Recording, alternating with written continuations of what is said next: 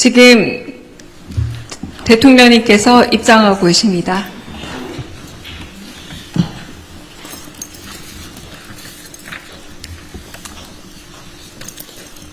먼저 국기에 대한 경례가 있겠습니다. 모두 국기를 향해 주시기 바랍니다. 국기에 대하여 경례.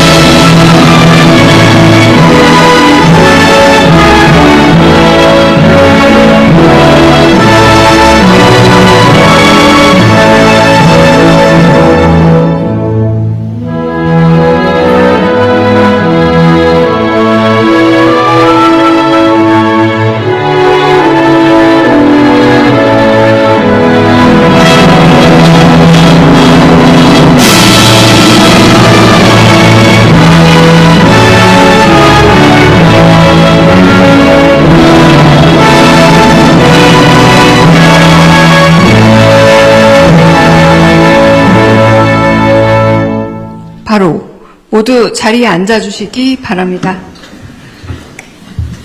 대통령님 모두 발언 있겠습니다. 네, 중동 지역의 위기가 한 달 가까이 이어지고 있지만 향후 사태가 어떻게 진전될지 예측이 어려운 상황입니다.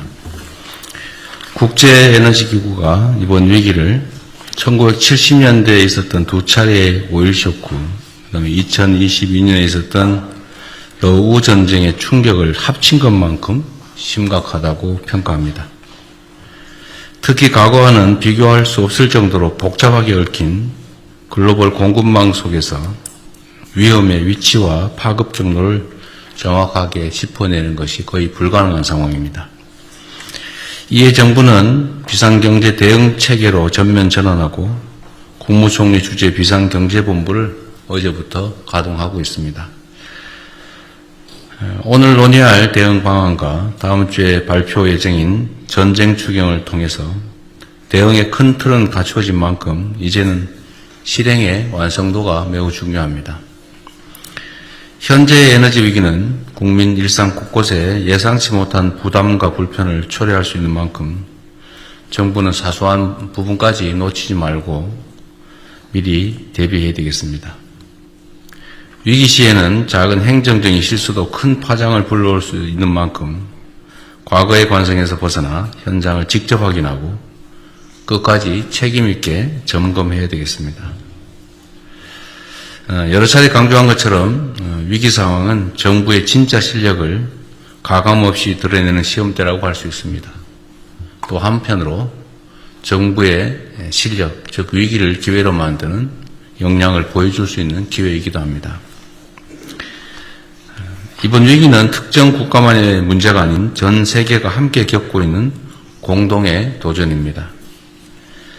우리에게 단번에 상황을 반전시킬 해법은 없지만 그럴수록 더욱 지혜를 모으고 또 고통을 나누는 연대가 절실한 시점입니다. 공공부문은 차량 오부제를 비롯해서 솔선수범해야 되겠고 또 국민 여러분께서는 대중교통을 이용하거나 또 에너지 절약 등 일상 속의 작은 실천에 적극 동참해 주시기를 요청드립니다. 내일부터 시행되는 정유사 공급과에 대한 2차 최고가격제 관련해서 일선 주유소 역시 제도의 취지에 부합하는 가격 책정에 적극적으로 협조해 주시기를 당부드립니다. 공동체의 위기를 틈타서 담합, 매점 매석 등으로 부당이익을 취하는 행위는 결코 용납될 수 없고 정부는 앞으로도 무관용 원칙에 따라서 엄정하게 대응할 생각입니다. 에너지 절감과 관련해서도 추가로 말씀을 드려야 되겠습니다. 지금 다른 민간 분야의 에너지 가격이나 물가 문제에 대해서는 정부가 적극적으로 통제하고 또 필요한 경우는 재정을 투입해서 그 손실을 메우는 방식으로 지금 신속한 대응을 하고 있습니다. 그런데 전기 사용과 관련해서는 좀 특별한 말씀을 드려야 될 것 같습니다. 이 전기 부분은 한전이 독점 공급을 하고 있고, 즉 반대로 얘기하면 정부가 100% 책임을 지고 있는 구조라서 전기요금은 웬만하면 지금 변경하지 않고 유지하려고 합니다. 그런데 전기요금을 계속 이대로 유지할 경우에 그 손실폭이, 즉 적자폭이 엄청나게 늘어날 수가 있고, 또 한편으로 전기요금을 통제하지 않고, 참 올리지 않고 과거로 그대로 묶어두니까 전기 사용이 계속 오히려 늘어나거나, 뭐 예를 들면 유류 대신에 전기를 쓰는 상황이 발생하겠죠.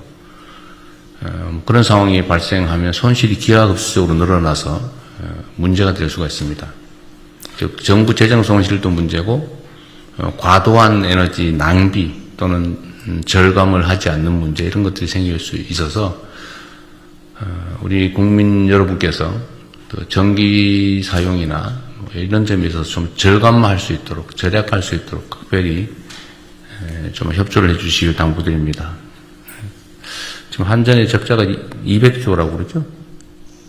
그래서 쉽지 않은 상황이라 국민 여러분께서도 그 점을 고려해서 에너지 절감에, 특히 전기 사용 줄이기에 많이 참여해 주시길 부탁드립니다. 이상입니다.